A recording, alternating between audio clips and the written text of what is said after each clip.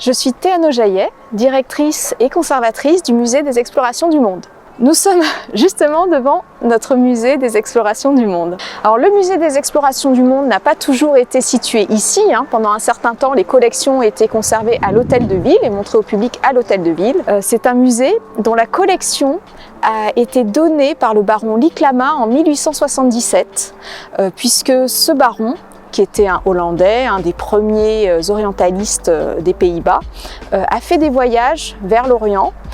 Il est revenu avec des collections, des antiquités méditerranéennes, des antiquités orientales, et il a fait don de sa très belle collection à la ville de Cannes en 1877.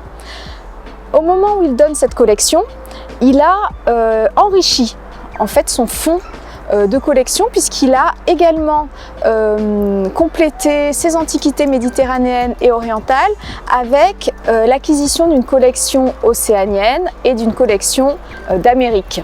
Cette belle collection océanienne et américaine, on la doit à Edmond de Ginoux-de-la-Coche, qui avait rapporté de Polynésie 500 objets qui sont aujourd'hui pour la plupart encore conservés dans notre musée des explorations du monde.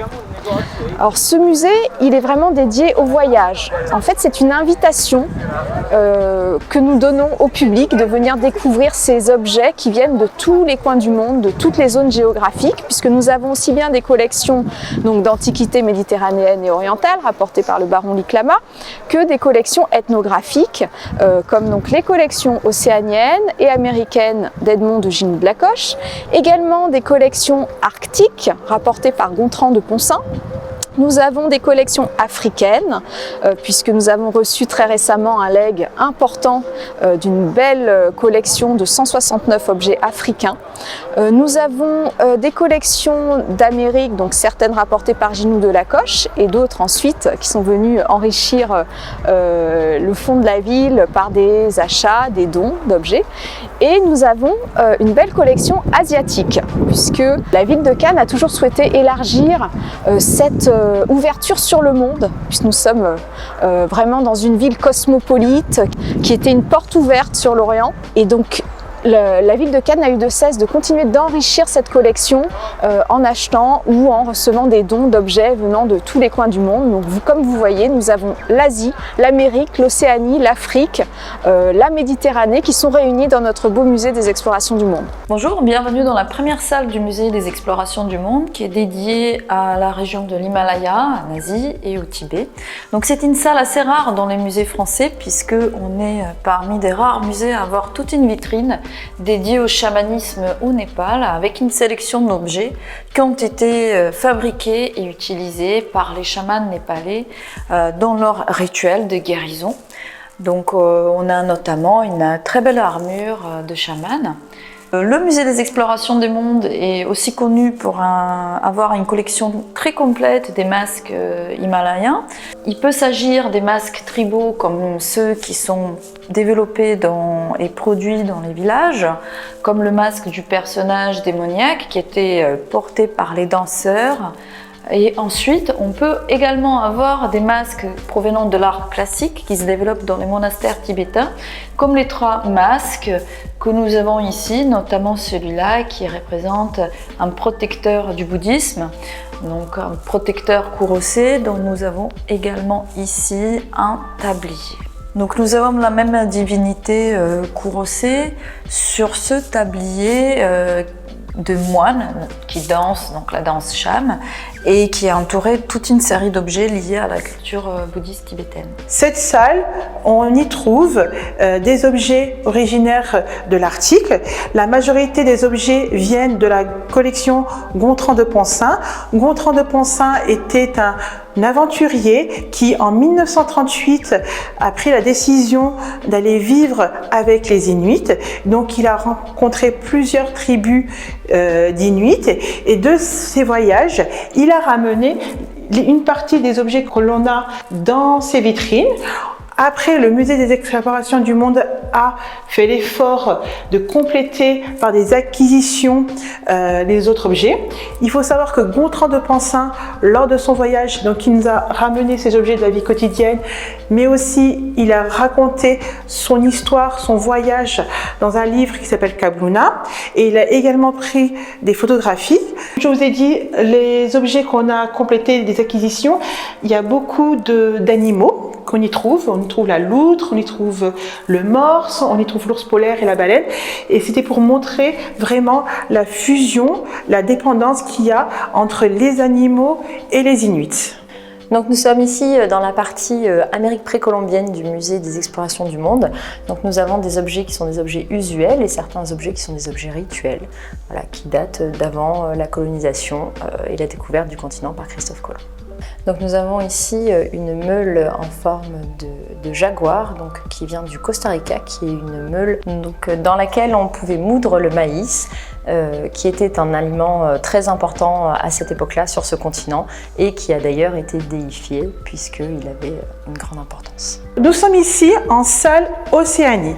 Il faut savoir que c'est la salle la plus importante au musée des explorations du monde parce que cela regroupe un grand ensemble d'objets qui viennent forcément d'Océanie. Donc ça concerne la Polynésie française, particulièrement les îles Marquises, et une partie de ces objets viennent de la collection Edmond Ginu-Lacoche. Edmond Ginu-Lacoche est un journaliste qui est venu en Polynésie française peu avant la colonisation et qui a eu la chance de pouvoir trouver et récupérer des objets qui viennent de cette culture avant la colonisation, et ça nous a permis de connaître des objets comme ceux-ci qui sont des objets d'armes. Je vous présente les tikis, les fameux tikis que tout le monde connaît qui sont originaires des îles Marquises, et nous avons cette vitrine qui regroupe tous les objets de prestige qui viennent de l'Océanie. La collection Afrique est récemment entrée au musée puisque nous l'avons exposée depuis 2021, donc c'est issu d'une donation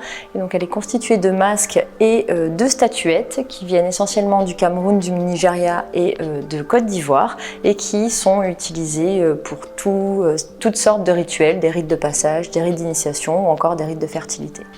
Donc nous nous trouvons ici dans la salle Antiquité du musée des explorations du monde, dans lequel nous avons notamment des objets qui viennent d'Égypte, de Mésopotamie ou encore de Grèce antique, et avec quelques objets en dépôt du musée du Louvre, et dans une salle qui a gardé donc son caractère du XVIe siècle. Donc le musée des explorations du monde n'est pas vraiment connu pour sa collection de peintures, mais c'est parce qu'elle est souvent cachée dans les réserves. Pourtant, il abrite un vrai chef-d'œuvre de l'art baroque. C'est ce tableau gigantesque de la célèbre peintre italienne du XVIIe siècle, Artemisia Gentileschi, la seule femme peintre parmi les peintres caravagesques, et qui est connue aussi pour avoir été victime d'un viol lorsqu'elle avait 17 ans et qui est aujourd'hui célébrée à travers le monde pour son art et pour ses tableaux de femmes fortes. Donc les tableaux de femmes fortes étaient très à la mode au XVIIe siècle. Et ici nous avons une de ces femmes fortes, c'est une héroïne biblique, Judith, qui est représentée là au moment après avoir tué le général Holoferne qui voulait assiéger sa ville de Béthulie, et donc c'est le moment après le meurtre qu'elle a fait, qui est représenté sur ce tableau, qui est la deuxième version de 3 que la peintre a effectuée. Donc le musée des explorations du monde est aussi riche d'une collection très importante d'œuvres d'art Qajar, donc c'est la dynastie iranienne du 19e siècle. Ces œuvres ont été ramenées à Cannes, en Europe, par Chevalier Liklama, qui est le fondateur du musée, et qui en fait vient s'installer à Cannes à la suite de ses voyages en Orient dans les années 70 du 19e siècle. Donc le musée est un des rares musées à avoir une collection très complète déjà d'objets en papier mâché, qui sont vraiment une production phare de l'art et de l'artisanat de cette époque-là.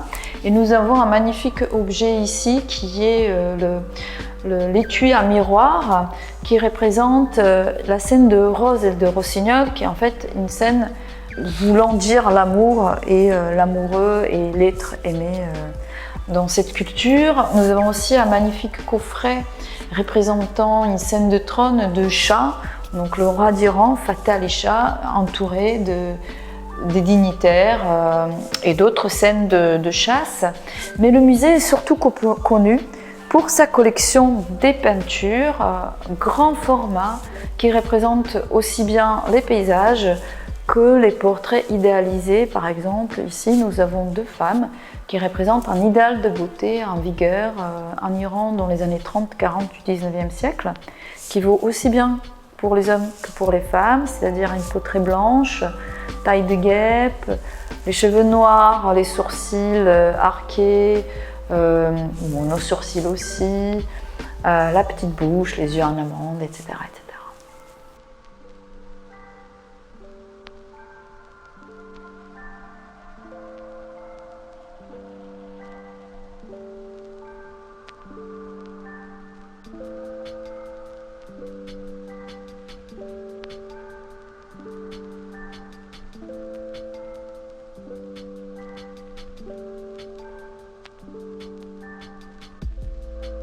Le musée des explorations du monde est vraiment un lieu d'exception. Il est exceptionnel par son site lui-même, au sommet du Suquet. Il est exceptionnel par ses collections qui nous font vraiment voyager à travers tous les continents avec des objets très forts, des objets très anciens, d'autres moins anciens, mais qui ont toutes une importance incroyable pour notre patrimoine. Donc vous avez des objets qui ont été acquis au fur et à mesure du temps, soit par des donations, soit à travers des acquisitions sur le marché de l'art, et qui nous permettent aujourd'hui d'avoir une collection très riche qui est digne finalement d'un petit Quai Branly ou d'un petit British Museum. Et cette collection, elle nous permet de prendre connaissance de toutes ces civilisations qui existent tout autour du monde, que ce soit en Afrique, en Amérique, en Asie, en Océanie. Elle nous permet de prendre connaissance des antiquités orientales, des antiquités méditerranéennes, de l'art Qajar, des beaux-arts aussi, puisque nous avons la très belle collection beaux-arts. Donc c'est vraiment une richesse incroyable que vous trouverez ici au Musée des Explorations du Monde, avec tous ces trésors qui sont présentés dans les salles d'exposition.